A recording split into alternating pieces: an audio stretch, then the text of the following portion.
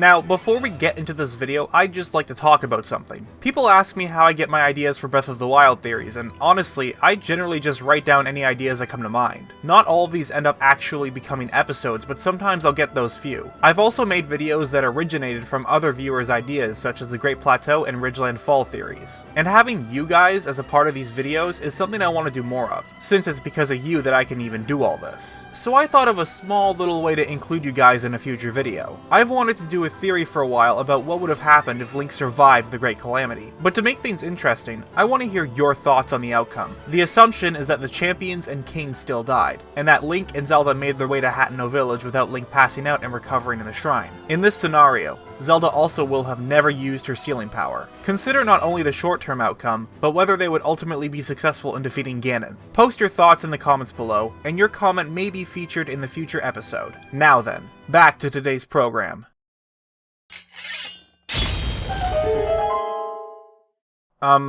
That's not my intro. Hey guys, Nintendo Black Croton here, and today we'll be looking at the secrets behind the technology used by the Sheikah. Who is Nintendo Black Croton? Today, we have a very special guest with us. Why don't you introduce yourself? How can I be the special guest of my own... You know what? Just play the actual intro.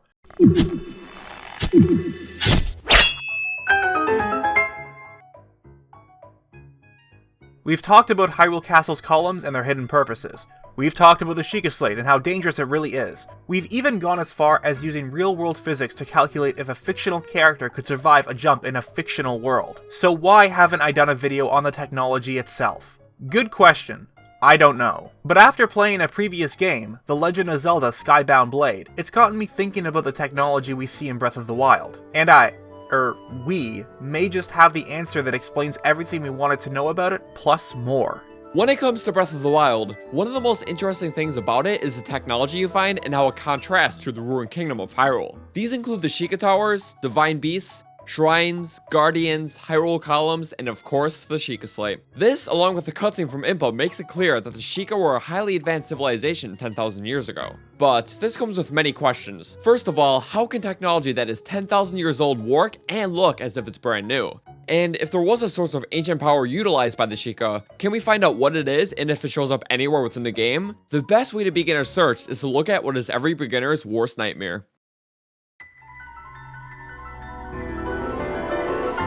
I would argue that Guardians are one of the most iconic things from Breath of the Wild, and considering they can still be functional after a 10,000 year gap, there must be a secret or two that they are hiding. But instead of looking at their exterior, how about we examine the machine parts that make up this autonomous weapon? When you kill any form of Guardian, there are a variety of mechanical parts you can obtain. These include the Ancient Core, Giant Ancient Core, Gear, Screw, Shaft, and Spring. Not much can be taken from looks alone, but when you read some of their in-game descriptions, a pattern appears. A screw used in ancient machinery. It's made of an unknown material, and no matter how many times it's turned, its threads never seem to show sign of wear. A spring used in ancient machinery. It is light and buoyant enough to float on water, and no matter how many times it's compressed, it never loses tension.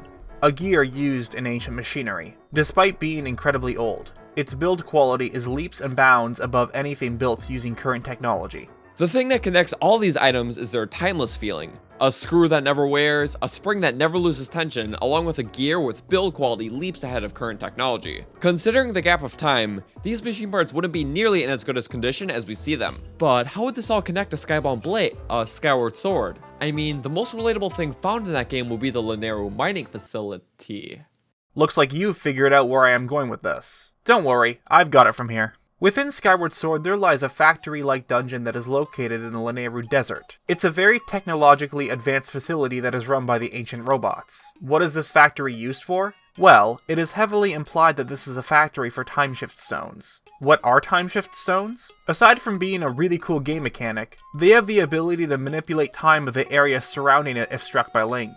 This is how Link is able to speak with the ancient robots despite being thousands of years ahead. Stones that have the ability to manipulate time, being refined within a factory that is very technologically advanced. It makes you wonder, What if the machine parts inside Guardians are manufactured Timeshift Stones? This would explain why ancient parts such as the screws and springs never age, but this alone doesn't solidify any sort of connection between these two games. However, when you talk to the ancient robots in Skyward Sword, one of them says something very interesting. It is revealed that the Timeshift Stones within the desert are the very thing that powers them along with the machines that they use. And if we move forward to Breath of the Wild, the in-game description for the ancient core says the following. This crystal was made using lost technology. At one time, it was the power source for ancient machines. This is a very strong indication that the ancient cores from Breath of the Wild are modified Timeshift Stones. However, both the giant ancient core and normal cores describe it as a crystal. And while stones and crystals are very different, the appearance of the Timeshift Stone resembles that of a giant crystal. Now, let's go back to the Guardians themselves. While most reside in the 5 columns, there were several that had been dug up prior to the Great Calamity, and the passage of time is clearly shown through their appearances. Despite this, many still function as if they are new. In Skyward Sword, all of the ancient robots ended up breaking down because the Lanayru province withered. This all had to do with the depletion of natural resources. But despite how broken down they are, after the player strikes a Timeshift Stone, the robots go back to working. Well, to be more specific, time in that area reverts back to when they were still alive. You can even see the change in the environment prior to the withering of the land. So instead of the Guardians being turned on, pause for comedic effect, what if time was simply turned back to the point where they were functional? Could each Guardian have a portable Timeshift Stone inside of them? It wouldn't be the first time that a Timeshift Stone is hinted at being used to create something else. Within Hyrule Historia, it is implied that the Ocarina of Time was created from Timeshift Stones as well. There is also a puzzle within the mining facility that involves moving a minecart with a Timeshift Stone. This backs up the very idea of having a mechanism that can move around through the use of a portable Timeshift Stone. That, and there actually is an object in the game used for the same purpose. In the Pirate Stronghold and Skykeep, Timeshift orbs are found and can be carried around. They stay active and can be placed in pedestals to activate certain mechanisms. This object is called a Timeshift orb. I conjecture that, unlike the Timeshift Stones we've seen, this device was designed to be carried around and installed in different locations. This device looks like it is meant to hold a Timeshift Stone, but there is not one currently installed. Signs indicate that Timeshift Stones were used in this facility as a kind of power source. Kind of interesting, considering there are many shrine pedestals that require a shrine orb to be placed in them to reveal their respective shrines. Could they somehow be connected? Now, considering the amount of Guardians there are, you would need a lot of these stones at your disposal. But going back to the mining facility, you can see that there was definitely some sort of mass production going on. And considering the robots were built to mine the one thing they were powered by, and that the area was depleted of its resources, the Sheikah would have had plenty of material to work with. Oh yeah, I didn't tell you, did I? Everything from the Lanayru province? Most likely built by the Sheikah. Some of the Timeshift Stones in the game are inscribed with an emblem that is quite similar to the Sheikah Eye. There is also a description for the Technoblins found within this area that says the following. These bokoblins wield sophisticated weaponry created by an ancient and highly evolved civilization. Chances are the bokoblins somehow came into possession of their weapons from another source. The game describes this source as being a highly evolved civilization. Sounds interesting, right? And possibly familiar? Hyrule was then blossoming as a highly advanced civilization. And there's also the Beamos, a recurring enemy in the Zelda franchise. But Skyward Swords definitely is the most noteworthy due to having the most mechanical look. Fi's description also reveals more similarities to the Guardians. This is an ancient security mechanism. Its weak point is its eye. The eye is also a weapon that fires a focused energy beam.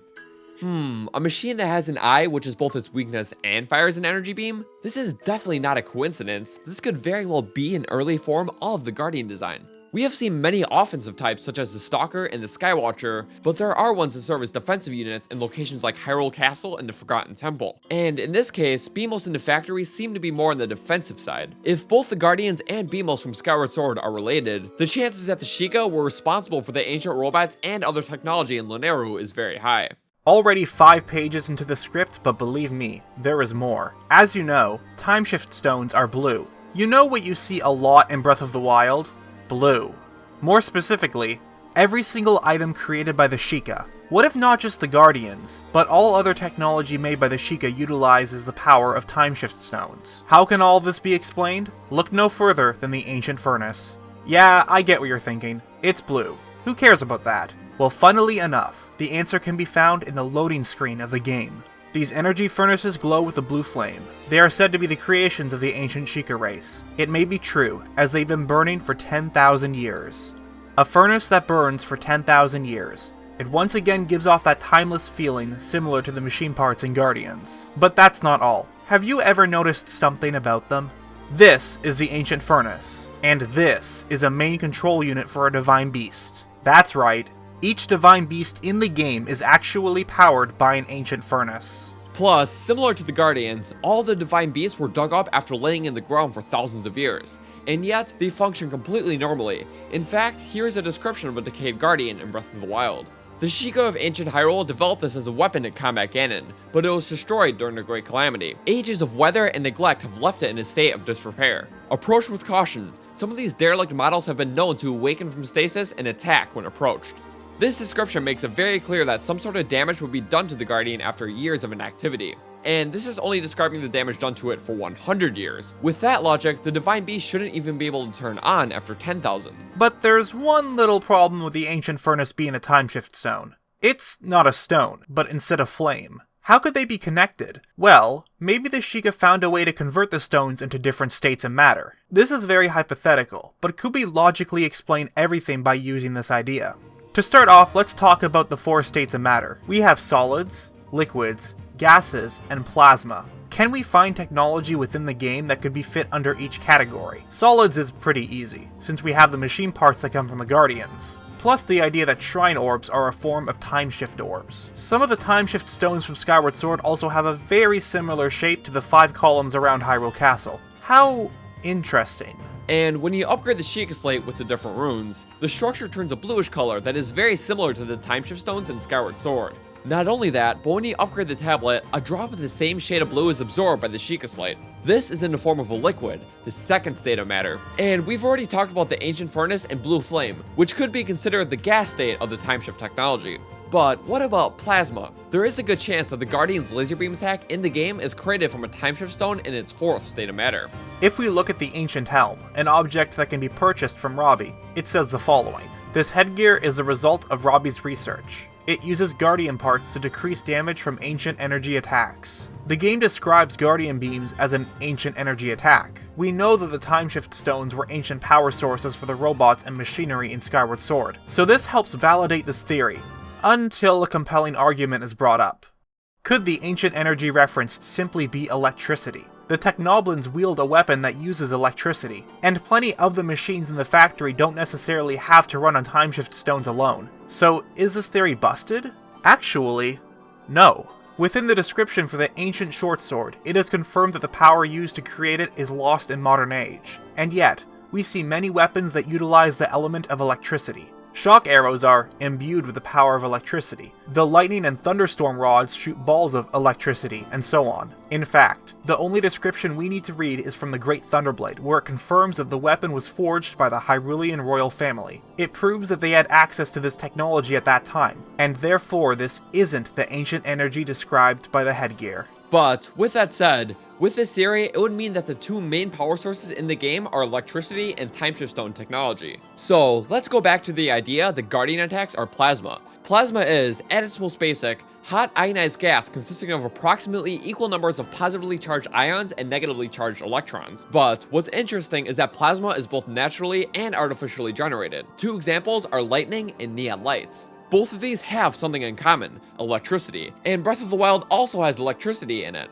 So plasma could possibly be created and used as a beam attack from Guardians. Plus, some flames can become hot enough to be considered plasma. Because of this, the ancient furnaces may be using the blue flames to convert energy into plasma. And it just so happens that the blue flames are the hottest kind, perhaps even hot enough to turn into plasma. Honestly, when you think about it, it makes a lot of sense. In order to create ancient gear, you need ancient parts, which we can assume is manufactured Timeshift Stones. You burn those up in the ancient oven cherry to become a new state of matter, which is plasma. And then you get your gear. So the weapons obtained from Robbie are simply made from plasma. Of course, we haven't gotten very far through the other technology, but I think we've gone over enough of information for today. A few quick notes, I guess, regarding the shrines. Obviously they have a lot of blue in them, similar to everything else, but at the end there are the monks who sat there for 10,000 years. Considering they are protected by a bluish barrier, that could be the reason why they've stayed alive for so long. More timeshift technology. Then once the barrier is broken, they wither away. Besides that, I guess we're done here. What I thought would be a short, simple video turned into a pretty big discussion. I'll be honest, this theory might be the new favorite of mine. I don't really have much to end off with. All I can say is I'm happy I could finally talk about the Timeshift Stones since they have been on my radar ever since I first saw them. Anything you would like to say, Croton? Yeah, when's your next Skyward Sword stream? Aside from that, thank you very much for watching, and before you go, there is a video on Croton's channel where both of us discuss Breath of the Wild and how it breaks the Zelda formula and could be the fresh reboot for the series as a whole. Also, make sure to subscribe to Croton if you enjoy his content. He certainly deserves all the support he can get, and my Discord link will be in the description below. Subscribe if you want to see more Breath of the Wild theories, and I will see you guys later. No, but seriously, when is the next Skyward Sword stream?